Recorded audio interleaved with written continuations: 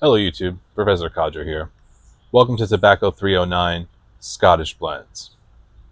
Scottish blends are one of the most misunderstood families of pipe tobacco.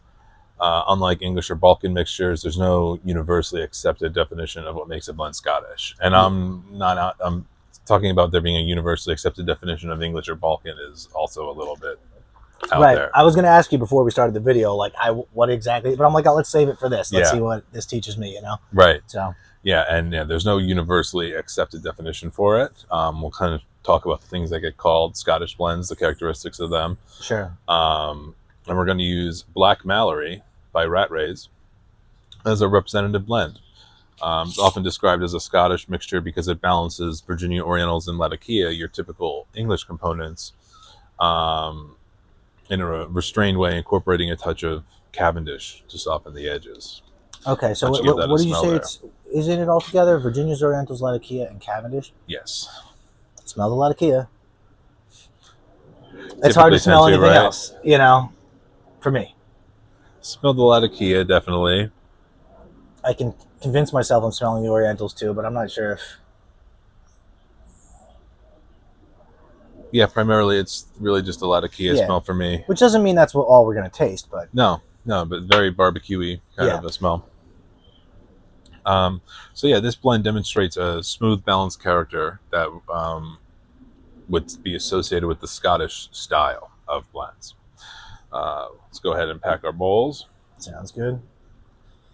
Yeah, I was thinking about it when we were talking about the Balkans and the English, and I think one thing that maybe I kind of mentally got a little hung up on was you hear about the English blends and you hear about like the purity laws in England. That was kind of historically where that style came from because they wanted to, basically they Get flavor, get flavor without using aromatic tobaccos, casings and stuff.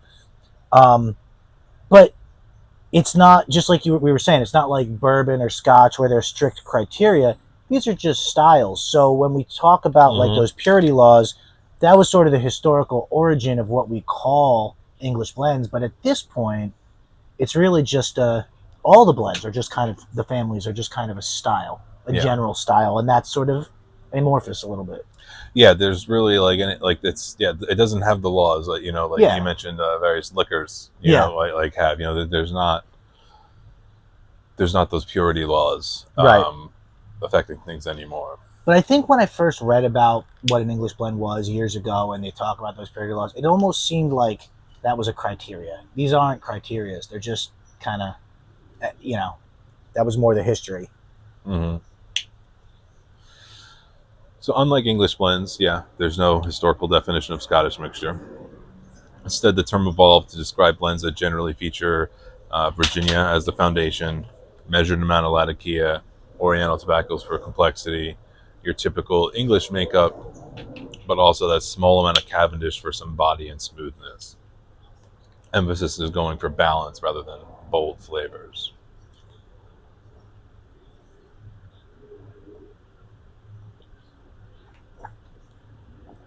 I remember one of the tobaccos I used to like to get from the Ridgewood Tobacco Shop was called Barnside, and it was kind of like a vanilla-ish, and it was all like jet black tobacco, which looking back now, I'm assuming was just all pure black Cavendish.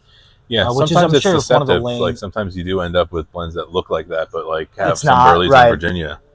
But it was completely uniform in color, and I don't know. In a lot of times, I feel like with black Cavendish, I don't consider it that often as something that I want, but I want to experiment more. Like you were talking about the bullseye flake, and just see what it, now that I'm getting more experience with different blends, what does Cavendish have to offer a blend when it comes to smoothing it out? Because I remember really liking Barnside, and it was definitely at least mostly black Cavendish, That one I would think is an example of a 100% blend. I think so.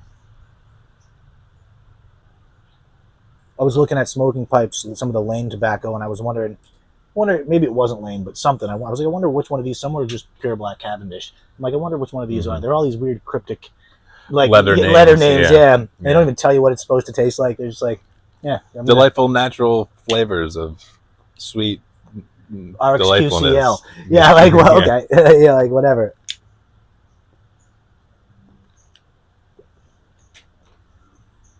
I don't know if I'm just in the mood for something like this right now, but this is tasting good to me. It is, and I definitely don't get. It's certainly Latakia, but I don't get a No, it's not bold amount overwhelming. of it. Yeah. And I wonder if the Cavendish smoothens it out.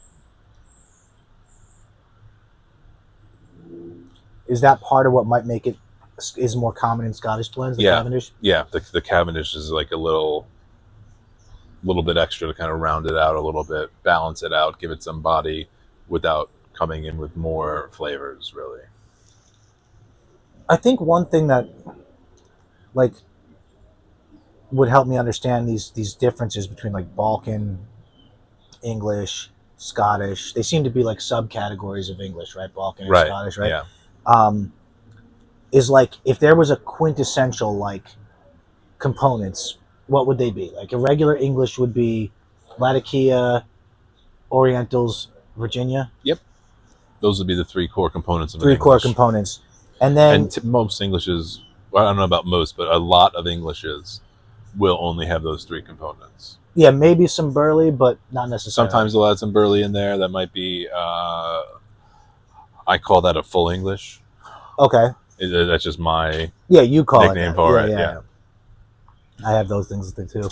Yeah. Like, if it's not marketed as a Scottish blend, an English blend with Cavendish, I call it supported English, Okay, which is kind of what the Scottish blend is is. and this one has that's what this is, right? Mm-hmm. It's those four components. Yeah, I think I like this. I think I do. Yeah, it's a gentle smokiness that you're going to generally find in Scottish blends. I haven't really got much of the Virginias yet, personally. I don't know if you've been finding anything there. Definitely has a rounded kind of texture to it. It definitely feels Yeah, smooth.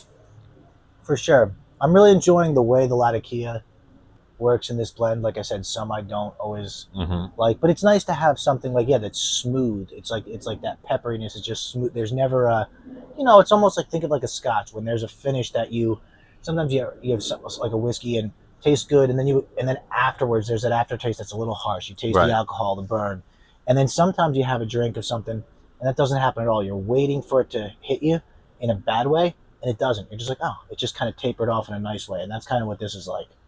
Mm-hmm. I don't have any. Yeah, there's some kind of sweet and sour going on. See, I think the sour is the Virginias. Maybe it's the Orientals too, because they can be. Mm-hmm. But Yeah, you may be looking for subtle Oriental spice. I'm not finding that it's right probably now. blending with the Latakia so Yeah, much that yeah. you. That's where it's like, the more data, right, that we get from smoking different blends and thinking about them thoughtfully like this, the more I can try to Yeah. piece together what's happening. Because I think that something like Virginias, which we both smoke a lot of, I know exactly what they taste like in their pure form. Know what they taste like with Perique. But even just something as simple as a Virginia Burley, like once you throw a bunch of Burley in the mixture, it doesn't really always taste like what I think a Virginia tastes like anymore. Right. You know what I mean? Yeah. All the different combinations of leaf really do have their place. Like influencing the other leaves in the blend Yep. and changing their respective flavor profiles. The Cavendish, though, I definitely can feel it working in this blend. Is in the smoothness, almost even the warmth of the smoke. I can't explain that, but It feels, yeah. Okay, I think I know what you're talking about because it doesn't feel hot, but there's a no, warmth to it. yeah, Yeah. it's almost I could be my mind, but it's almost like the smoke is a little bit wetter or steamier in a way that's not like bad steamy. It's just kind of like Right. It's not really condensing yeah, on the inside of the pipe. yeah. It's still a dry smoke, but it's like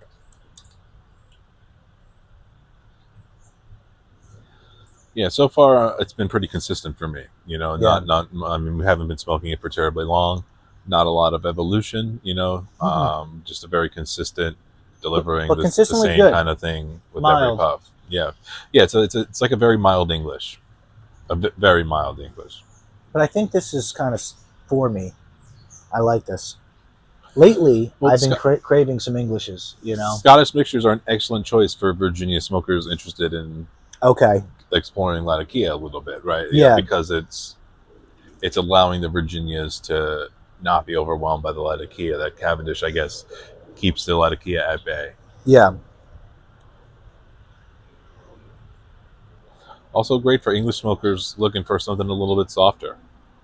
Who like enjoys a nice little complexity without an overwhelming intensity from some of the components. Yeah. I mean, Cavendish is something I tend to associate with aromatics, Mm. and sometimes,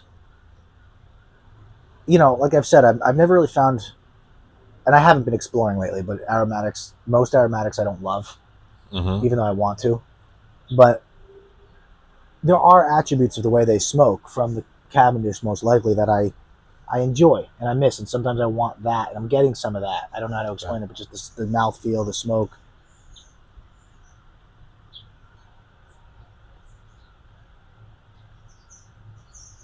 So, what are some quintessential Scottish blends to consider?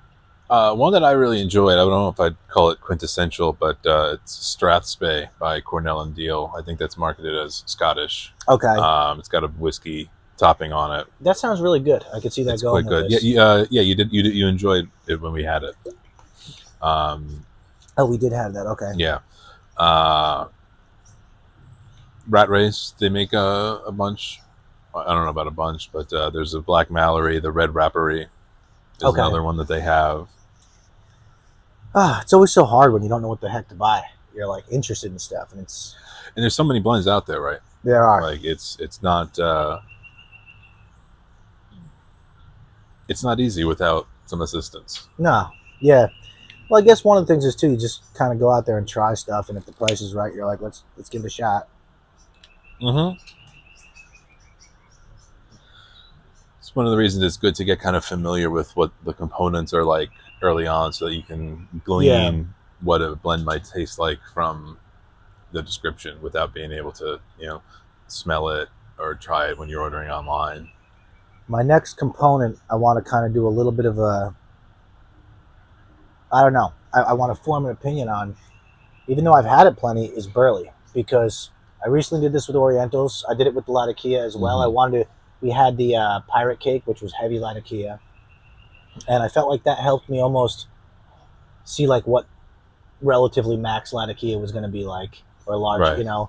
So now it's like, all right, now if I have another English, instead of only all I taste is Latakia, it feels mild by comparison, and it can give me a chance to explore something. Plus, I liked it. I liked the pirate Mm-hmm. cake, so it was like, all right. The Orientals were the next one, and we had a few. I had ordered the Bijou, which I've had, which is Virginia and Orientals, and we had one the other day.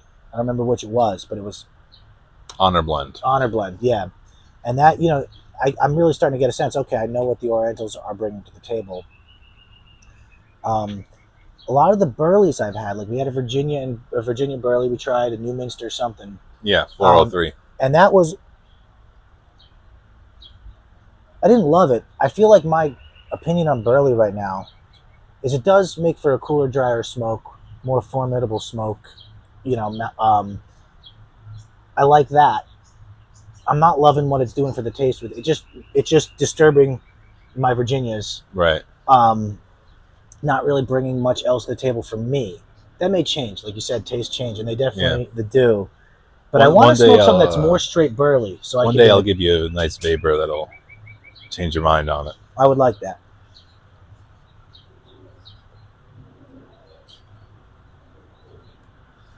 Yeah, this pipe has remained very consistent for me. Me too. That subtle kind of smokiness. Underneath it, I get a kind of sweet and sour.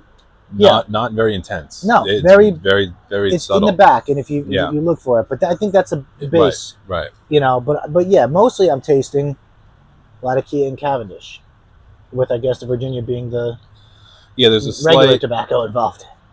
It doesn't taste nutty, but the taste of the Latakia is influenced kind of in a nutty direction. I agree because it's almost mild it down, so you get to taste something besides just like the smokiness, even though it is smoky. But I agree with you.